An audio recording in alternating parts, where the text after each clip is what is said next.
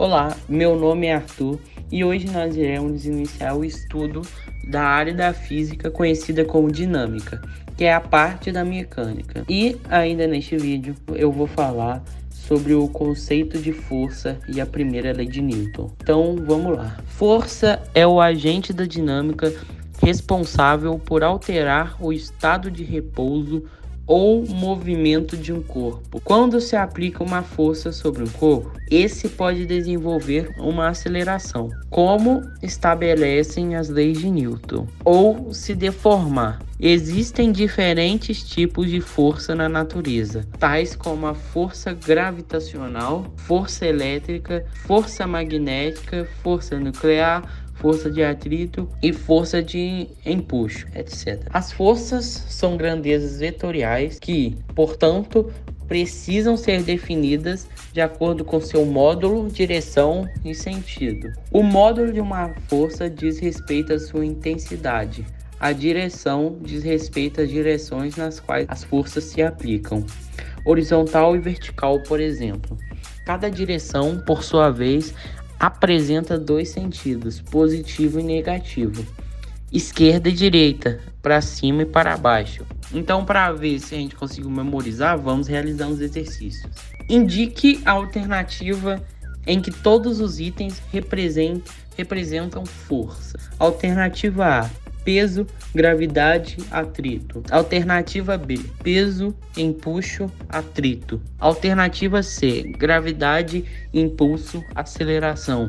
Alternativa D: gravidade, massa e peso.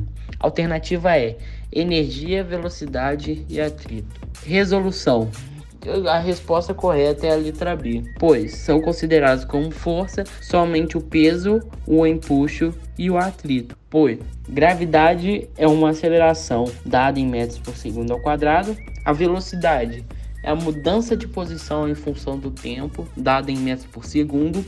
Massa, por sua vez, é a quantidade de matéria contida em um corpo, e o impulso é a mudança na quantidade de movimento. Agora eu vou resolver aqui um exercício sobre as leis de Newton, e esse exercício é da Universidade da Unesp. As estatísticas indicam que o uso de cinto de segurança deve ser obrigatório para prevenir lesões mais graves em motoristas e passageiros no caso de acidentes. Fisicamente, a função do cinto está relacionada com a alternativa A: primeira lei de Newton. Letra B: lei de Snell.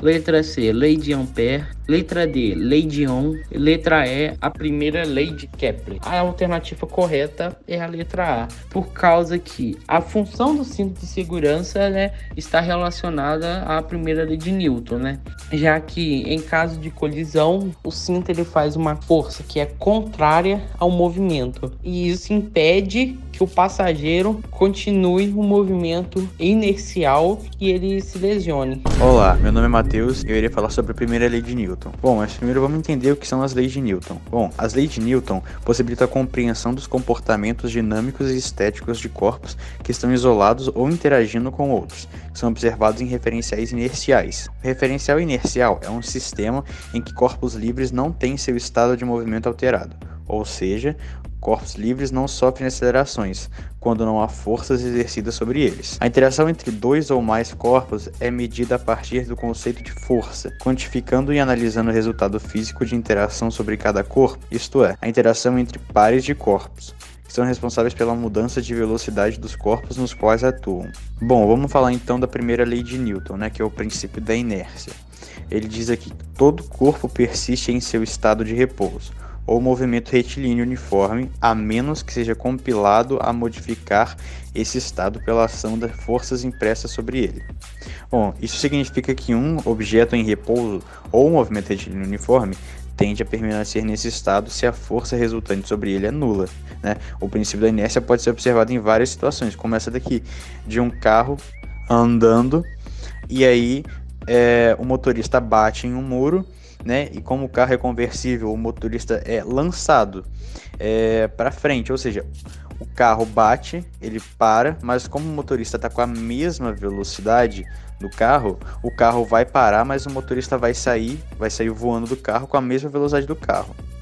Bom, então resumindo o que eu disse, né, o corpo tende a permanecer em repouso. Ou seja, a primeira lei de Newton, né, gente, ela é muito importante para estabelecer um referencial inercial, né, um sistema de referenciais em que corpos livres não têm o seu estado de movimento alterado.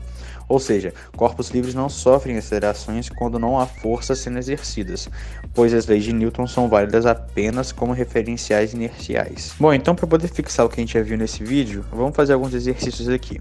O primeiro vai ser do Cefet. Ele diz o seguinte: a imagem mostra um garoto sobre um skate em movimento com velocidade constante, que, em seguida, choca-se com um obstáculo e cai.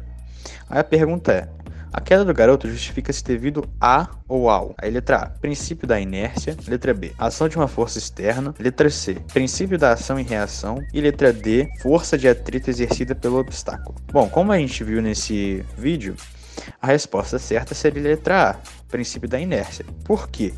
Porque o obstáculo modificou o movimento inercial do skate, mas o jovem continuou em movimento, sofrendo a queda. Bom, então para melhorar ainda mais e fixar mais ainda o nosso conhecimento, vamos fazer mais um exercício aqui, né? E ele diz o seguinte, a pergunta é: qual dos exemplos abaixo não se trata de um exemplo da primeira lei de Newton? A letra A é puxar rapidamente a toalha de uma mesa cheia de objetos. A letra B é machucar-nos quando batemos em uma parede. A letra C é colisão de um automóvel em que o passageiro foi arremessado. A letra D é arremessar uma bola e errar o alvo, fazendo com que a bola continue seu movimento. E a letra E é astronauta vagando no espaço porque o cordão que o ligava à nave arrebentou.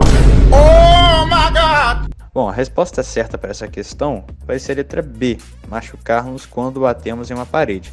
Por quê? Porque quando a gente se machuca, né, quando a gente bate na parede, a gente se machuca, isso não é devido à primeira lei de Newton, mas sim devido à terceira lei de Newton, conhecido como o princípio da ação e reação.